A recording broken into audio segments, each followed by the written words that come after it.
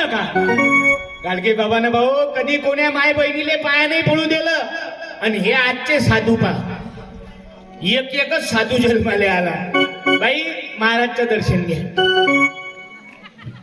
सुखी राहा, तुमचे लपडे चालू ठेवा. महाराजचा आशीर्वाद घ्या, तुमले लपडे करा. या तुम्ही महाराजचं दर्शन घ्या. मरो तुझा पतीन, उद्यापासून लागो महाराजच्या हाती. तू मेरी जिंदगी